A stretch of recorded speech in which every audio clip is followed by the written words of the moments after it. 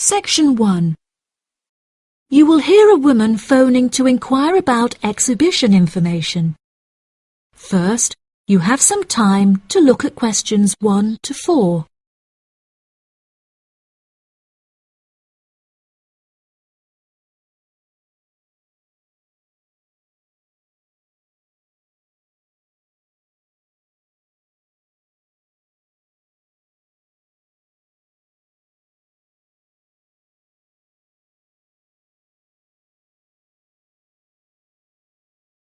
Now we shall begin. You should answer the questions as you listen, because you will not hear the recording a second time. Listen carefully and answer questions 1 to 4. Good morning. You're through to the events coordinator at the Birmingham City Council. How may I help you? Hello there. My husband and I are interested in purchasing tickets to the automobile exhibition, but I couldn't find many details about it on your website, and I was wondering whether you could provide me with some more information. Does it open in June? Yes, of course, madam. The exhibition will take place during July and will showcase the history of automobiles from the very first commercial car in the late 1800s all the way through to the present day. Is the exhibition open for the duration of July? No, madam.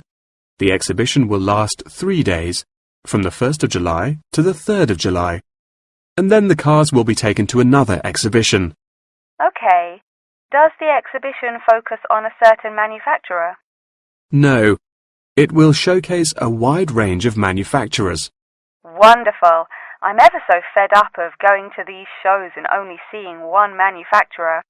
Are there any opportunities to sit in or even drive the cars? There will be many opportunities for you to sit in the cars. However, some of the cars will only be available to observe. We are yet to be told whether any of the antique cars will be available to drive. However, there will certainly be an opportunity to test driving some of the more modern cars on a purpose-built track. That sounds like great fun. I mustn't forget to bring my camera, or my husband will never forgive me. I'm afraid to say that cameras are actually strictly not allowed to bring into the exhibition. There will, however, be a section where a professional photographer will be available to take photos of you sitting in a car in period clothing. Well, that sounds like it could be fun, but I assume the photos won't be free. On the contrary, one free photograph is included within every ticket, but each photo after this will cost £5. Before you hear the rest of the conversation, you have some time to look at questions 5 to 10.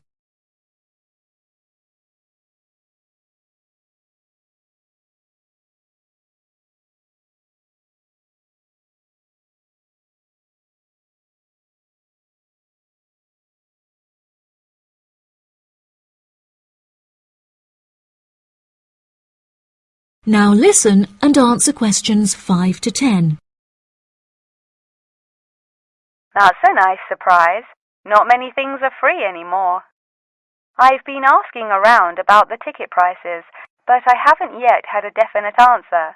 Is it correct that the tickets are £100, whether you buy them now or on arrival? I'm afraid not. If you buy the ticket in advance, the price is £110, but it's £165 on the door. Oh, goodness. I suppose I'd best pay for them now then. Is it possible to buy tickets from you now over the phone? Yes, of course, madam. I'll transfer you to the box office manager, Mark Edgeworth. That's EDGEWORTH.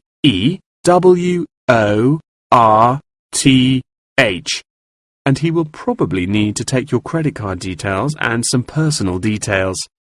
Yes, that's fine. Before you transfer me, I just need to ask a few more questions. Will the exhibition be held in the Birmingham Exhibition Centre? I think that's where I went last time. No, madam.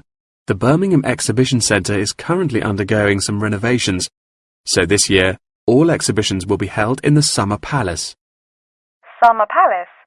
I'm not entirely sure where that is. Well, it's not too far from City Centre. Once you're in the centre, You should be able to find signs for the palace. If not, most people in Birmingham will be able to direct you. Neither my husband nor I am particularly good with directions. Is there anywhere I can find this information on the internet? Our website will give you an address.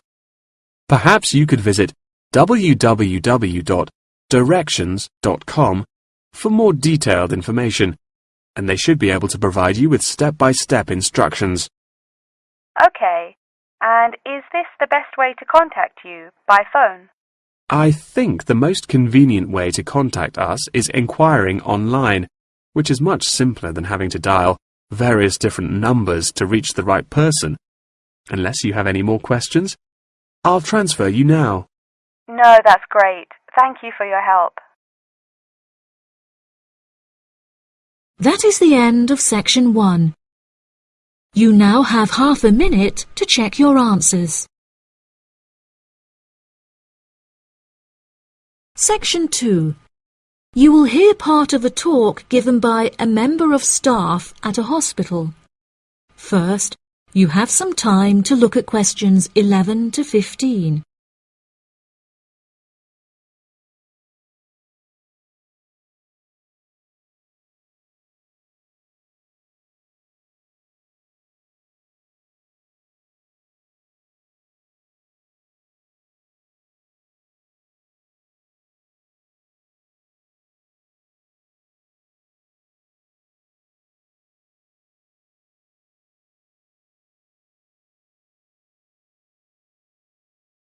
Now listen carefully and answer questions 11 to 15. Hello, and welcome to the homepage for the Healthy Hearing Medical Clinic and Surgery, where we'd like to share a little more information about the services we provide and more.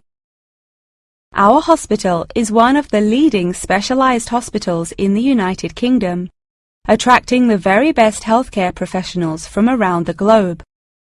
Not only are we a leading medical practice, but we are also the only hospital in the United Kingdom dedicated entirely to the treatment of and research into the curing of hearing loss. Our facilities and staff here are renowned across Europe, attracting thousands of patients a year. Our consultations can number anything up to 11,000 patients a year. However, we aim to treat around 5,000 patients a year so as to maintain and ensure the quality of our services.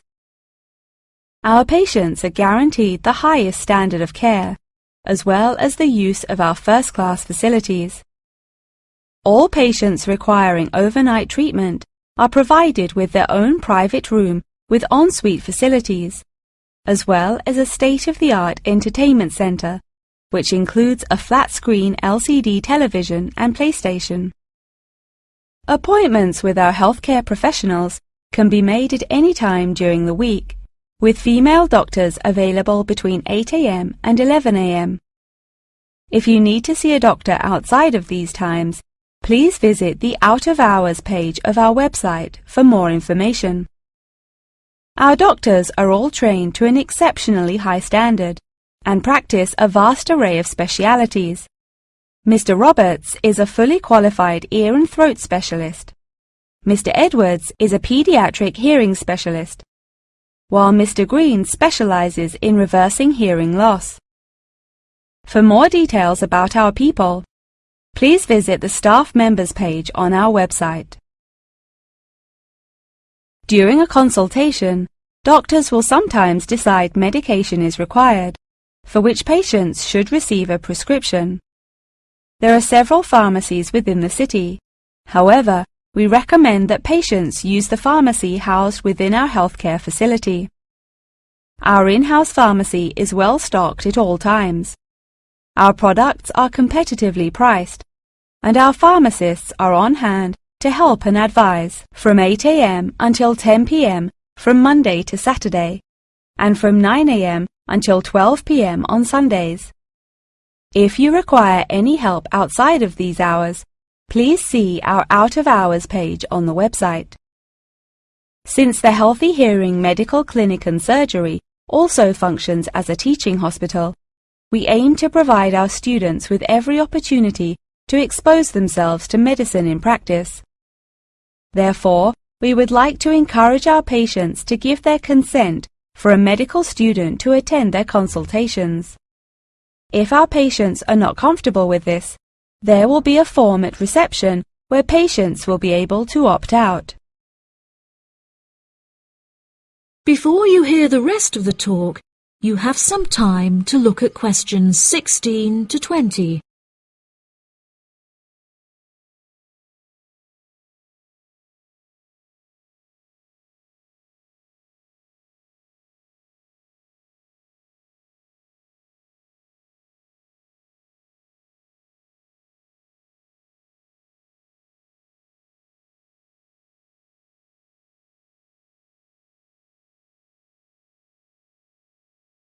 Now listen and answer questions 16 to 20.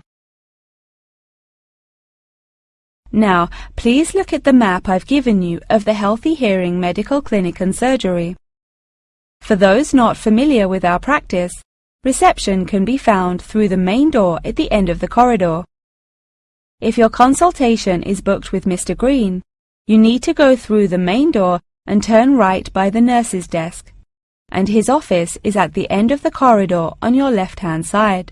If you need to alter any of your personal details, please visit our secretary at the Office for Medical Records, which you will find next to the therapy room.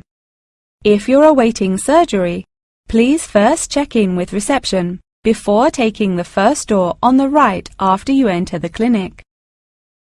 Finally, in the event that you feel disappointed with any of the services we have provided, or have any further questions, please locate our manager's office, which can be found near the Office for Medical Records and between two closets.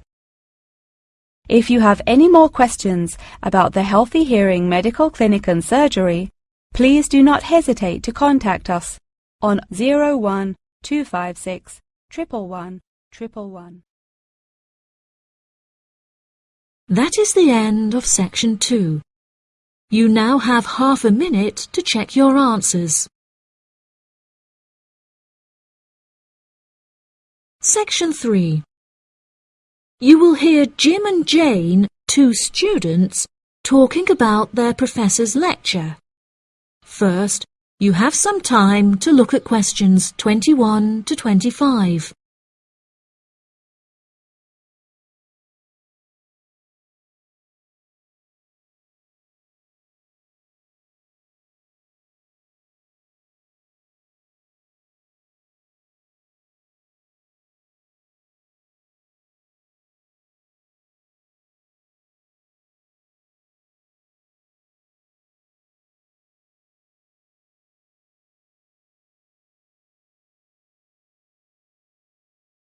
Now listen carefully and answer questions 21 to 25.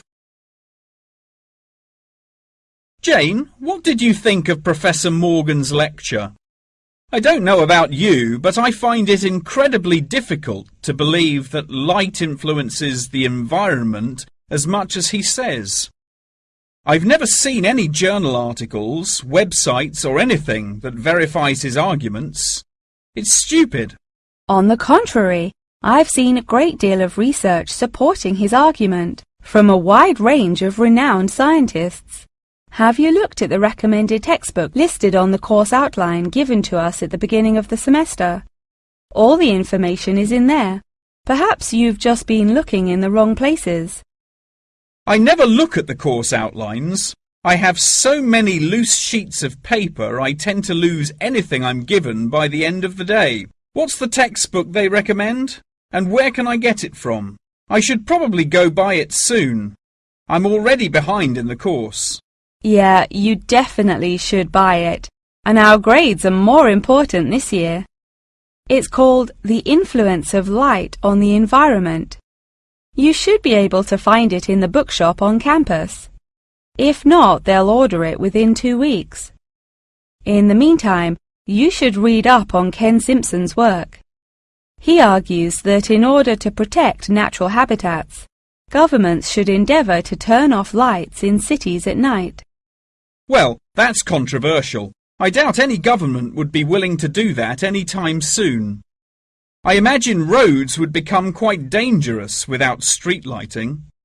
For this issue, Dave Kepler suggests they could just replace the existing lights with more environmentally friendly bulbs. They could even install solar-powered lights. That way, roads will be more eco-friendly while maintaining safety.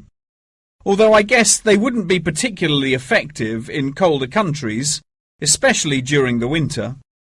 That's quite a good idea, actually. The price of solar power is supposed to be on par with electricity within the next few decades, and it was on the news this morning. I've also heard that, according to Sharon Gray, in countries with more sunlight, insect-eating animals tend to be smaller in size. Since there are fewer insects, and the remaining insects produced a smaller number of eggs. Yeah, I think I read somewhere that sunlight also has a negative effect on the quality of water, but I'm not sure I believe it. In many hot countries, particularly developing countries, there is a lot of water pollution caused by factories rather than sunlight. Nevertheless, Maria Jackson says that in direct sunlight, the surface of the water becomes more translucent. Therefore, it affects the amount of sunlight that aquatic insects can absorb. Not much research has been undertaken to prove Jackson's theory, but it seems to have been widely accepted anyway. I've never heard of that. I'll have to look it up on Google. The only other theory I've studied is Barbara Swallow's study on how declined insect population adversely affects the frog population. Not that I'm complaining. I hate insects, especially spiders. You have arachnophobia? I never would have guessed. Didn't your brother have a pet black widow spider? Yes, he did, and I hated it. It escaped from its cage once, and we never found it. I had nightmares for months.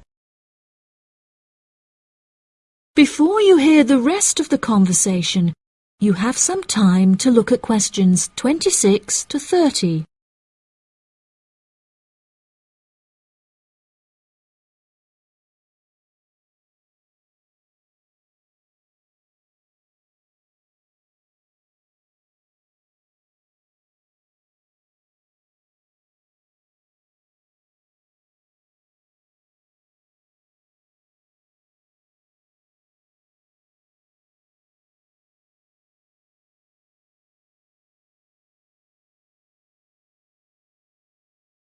Now listen and answer questions 26 to 30.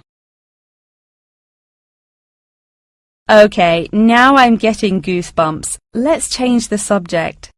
What's your stance on natural and artificial light? Honestly, I'm not sure it makes much difference which one you use. Species will die out either way. I think the real argument we should consider is global warming and protection or replacement of finite fuels. Solar power provides us with an incredible opportunity to replace electricity, and governments should definitely increase spending on research in this field. The theories discussed in our lectures, like Simpson's and Gray's, are so vague and lack proof, so I don't understand why we even study them. I see what you mean. I don't like learning unsupported theories for exams, and I'd rather spend my time learning something else. For example, I'd be much more interested in studying the animals in safari parks than researching migratory birds, particularly the effect of tourists on the quality of life of animals. As we know, every year thousands of visitors will drive in their own vehicles or ride in vehicles provided by the facility to observe freely roaming animals. Yeah, that would be really interesting. Especially those animals living in more tropical countries like Borneo. Following on from that, I want to study how bringing animals over from foreign countries to put in our zoos affects their life expectancy. For example, do you remember when China sent pandas to Edinburgh Zoo? Apparently, one of the pandas became depressed, but it was never explained why. To me, obviously, you can't take an animal out of its natural habitat and put it in a cage on the other side of the world. It just doesn't work. That is the end of section 3. You now have half a minute to check your answers. Section 4. You will hear a talk on the history of football in Great Britain in the 19th century. First, you have some time to look at questions 31 to 40.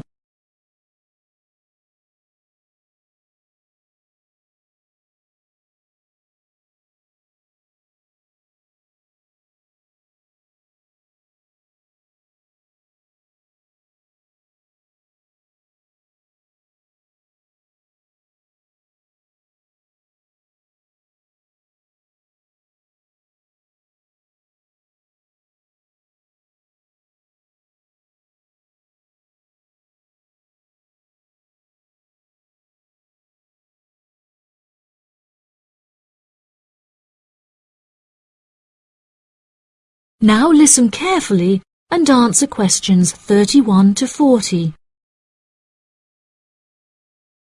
Great Britain is often hailed as the home of football, with talented players travelling from far and wide to play for teams in the English Premier League, one of the most popular football leagues on the planet. Today we are going to take a look back to the 19th century Great Britain, in an attempt to trace the evolution of the beautiful game, as it is now known. Prior to the 19th century, the game featured a wide variety of local and regional adaptations, which were later smartened up and made more uniform to create our modern-day sports of association football, rugby football, and Ireland's Gaelic football. Even up to the mid-19th century, Shrovetide football, or mob football, was still widely practiced. According to the rules of mob football, there were no rules. A player could legally use any means whatsoever to obtain the ball, such as kicking, punching, biting, and gouging, with the only exceptions being murder and manslaughter. These games may be regarded as the ancestors of modern codes of football, and by comparison with later models of football, they were chaotic and had few cooperation. Towards the latter end of the 19th century, and moving into the early part of the 20th century, however, there appeared a newfound emphasis on moral values in football. Perhaps a more modern example of this can be seen in John Terry's suspension as England captain, following reports of his infidelity to his wife. Furthermore, as mob football died away, there grew a greater concern for players' health and general well-being, with many clubs affording their top players access to frequent medical checkups and treatment. Despite the presence of Great Britain's unique state-funded National Health Service, football clubs are still seen today, providing team members with state-of-the-art healthcare facilities, with the top clubs even housing their own specialist doctors and physicians.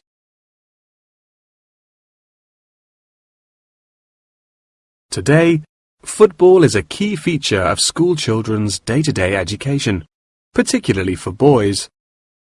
With the help of football associations, all schools in the UK are boasting their own football teams. This mainly comes as a result of pressure put on schools and the government by concerned parents, who felt that football education taught their children valuable lessons and indeed vital life skills, such as teamwork and a drive to succeed. Nowadays, many of the UK's top football clubs provide training facilities and outreach programs in an attempt to educate the nation's aspiring youths. As I previously mentioned, it was only during the 19th century that football in its uniform concept truly began to emerge, with footballers previously playing according to their own versions of the rules. However, it was not until the early 20th century that different players actually began to play according to these standardized rules. Prior to the 19th century, football was played by all the major English public schools, including the likes of Eton College, Winchester College, and Harrow. In 1848, there was a meeting at Cambridge University in an attempt to lay down the laws of football. Present at the meeting were representatives of each of these major public schools, whom each brought a copy of the rules enforced by their own individual school's rules of football. The result of the meeting was what is now known as the Cambridge Rules, thereby uniting the rules from across the country into one simple document. However, the Cambridge Rules were not liked by all, and a new set of rules, Thring's Rules, compounded in the book The Simplest Game, became commonplace among dissenters. Across the country, improvements in infrastructure and public transport had a knock-on effect of dramatically increasing attendance to football games. Football quickly became a social event where spectators would meet friends, drink tea, and chat about the good old days. As football became more and more popular, it was decided that more money should be invested in maintaining the quality of pitches, amongst other things, and there was even talk of installing seating for spectators. However, the question of who was to foot the bill quickly became a divisive issue, with many believing that the government should fund football's development as a national sport.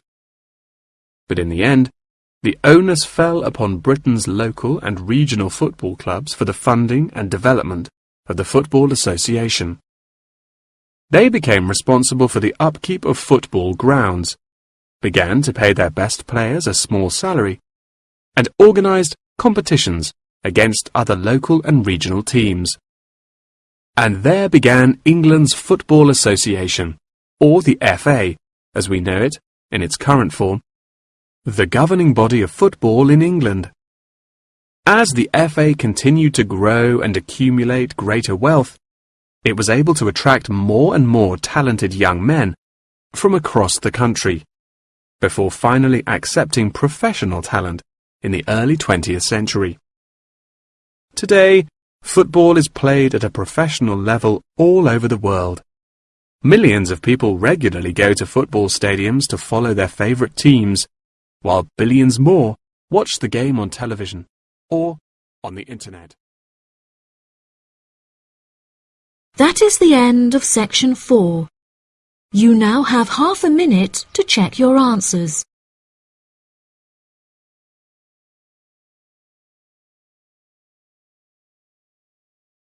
That is the end of the listening test.